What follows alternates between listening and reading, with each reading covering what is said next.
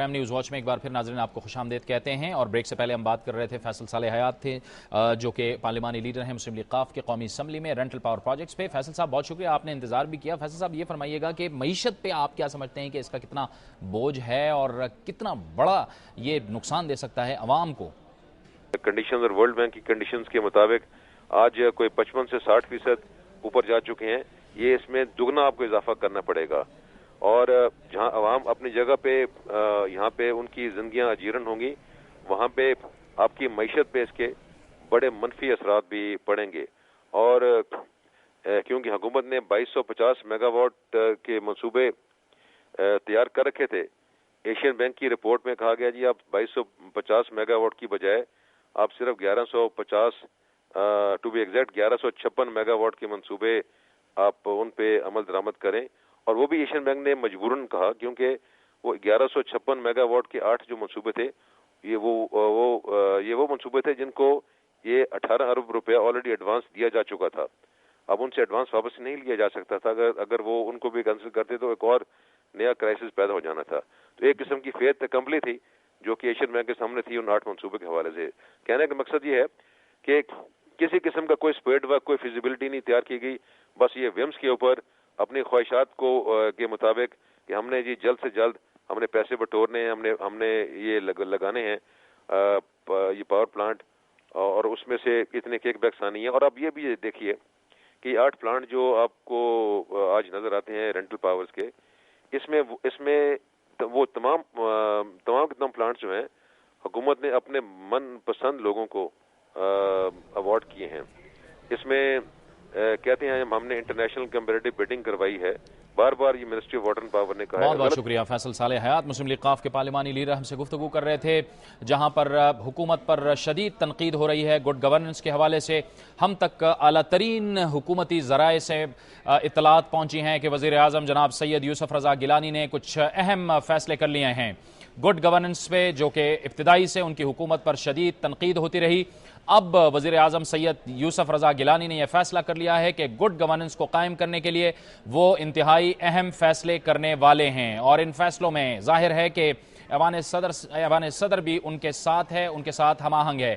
اس سے پہلے دنیا نیوز کے ناظرین کو ہم نے اپنے اس پروگرام اور دنیا نیوز کے ذریعے سے یہ بتایا تھا کہ NRO کے حوالے سے بھی وزیر اعظم جناب سید یوسف رضا گیلانی پہلے ہی فیصلہ کر چکے ہیں اور انہوں نے یہ ایکشن لینا شروع کر دیا ہے.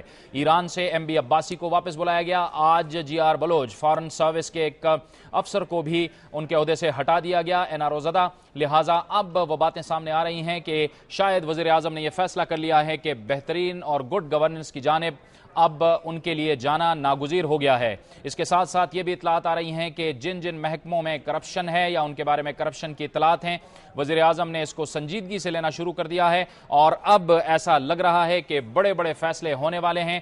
ہم تک جو حکومت کے اعلیٰ ترین سطح اور اعلیٰ ترین ذرائع سے اطلاعات پہنچی ہیں, اس میں یہ کہا جا رہا ہے کہ بڑے بڑے فیصلے ہونے والے ہیں. تمام کے تمام وزراء ہوشیار باش ہو جائیں.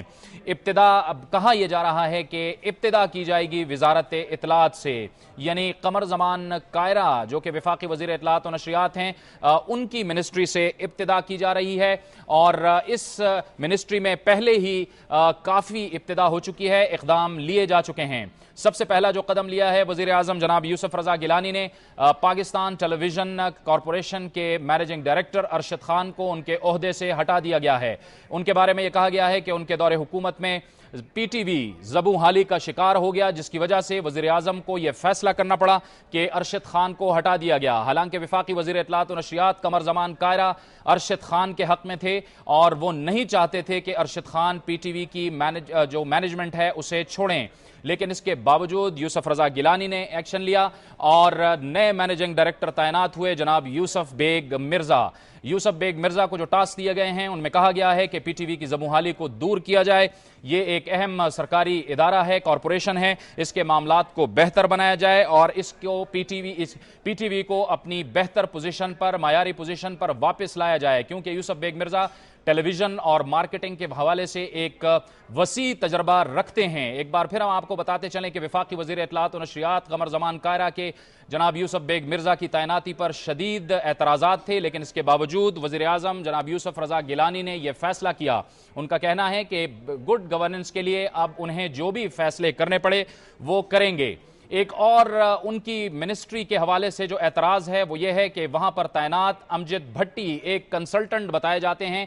ये कंसल्टेंट काफ़ी अरसे से वहाँ पर तैनात हैं। उनकी तैनाती पर भी भरपूर जाहिर है कि वफाकी वज़ीर इत्तलात और नशरियात को तहफ़्फ़ुज़ात से आगाह किया गया। इसके साथ साथ उन्हें बारहा उनके हवाले से जो तहफ़्फ़ुज़ात हैं उन्हें आगाह किया गया, लेकिन शायद वफाकी वज़ीर इत्तलात और नशरियात कमर ज़मान कायरा उन्हें हटाने के लिए तैयार नहीं थे।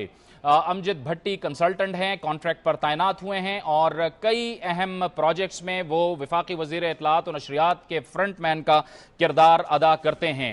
एक और जो मुस्लिम लीग जो पीपल्स पार्टी के साबिक रुकन कौमी असम्बली हैं जिनका ताल्लुक कसूर से है, जो कौमी असम्बली का इलेक्शन हार चुके हैं, जनाब चौधरी मंजूर, वो भी मिनिस्ट्री ऑफ इंफॉर्मेशन में बुराजमान हैं। ना तो उनके पास कोई ऑफिशियल ओहदा है, ना उनकी कोई ऑफिशियल कैपेसिटी है, लेकिन इसके बावजूद वो मिनिस्ट्री ऑफ इंफॉर्मेशन में बैठते हैं। इन कंसल्टेंट अमजद भट्टी और चौधरी मंजूर पर शदीद एतराज़ात किए गए, लेकिन वफाकी वज़ीर इत्तलात और नशरियात कमर ज़मान कायरा ने इसके हवाले से कोई अहम कदम नहीं उठाया। एक और जो बुनियादी एतराज़ है वफाकी वज़ीर इत्तलात और नशरियात की मिनिस्ट्री पर, उसमें बताया गया है कि हुकूमती कारकर्दगी के हवाले से जो बुकलेट छापी गई है, उस एक बुकलेट की जो कीमत बनती है, प्रिंटिंग कीमत बनती है, वो 300 से लेके 500 रुपए बनती है, लेकिन इसका टेंडर 2000 से भी ज़ायद रुपए फी कॉपी में दिया गया। लिहाजा चंद लाख रुपयों का जो सौदा था उसे करोड़ों में तब्दील कर दिया गया। इसके साथ साथ चौधरी मंजूर के बारे में भी ये बताया गया है कि वजारत इत्तलात और नशरियात से जो एडवर्टीजमेंट निकलती हैं, जो मुख्तलिफ अखबारात और टीवी चैनल्स को जाती हैं, उसमें भी वो शायद खुर्द बुर्द करने वाले हैं। इसके साथ साथ एक और अहम फैसला जो होने वाला है उसमें यह कहा गया है कि ऐसी सूरत में एक वफाकी वजीर जिन्होंने कंटेम्प्ट ऑफ कोर्ट की सूरत में, उनका कहना था कि इंतहाई अहम इजलास में उन्होंने ये बात की थी कि अगर वजीर आजम को कंटेम्प्ट ऑफ कोर्ट हो जाती है सुप्रीम कोर्ट की जानिब से, तो वो मुतबादिल के तौर पर अपना नाम एज ए वजीर आजम पेश करते हैं। वो वफाकी वजीर भी जल्द काबीना से बाहर होने वाले हैं और मामलात वही करप्शन के हैं। वजीर आजम यूसुफ रजा गिलानी ने अब यह फैसला कर लिया है कि वो ये फैसला करने वाले हैं। क्या और अहम तब्दीलियां होने वाली हैं, इस पर हम बात करेंगे और हमारे साथ होंगे वफाकी वज़ीर इत्तलात और नशरियात, लेकिन उससे पहले हम लेंगे एक ब्रेक।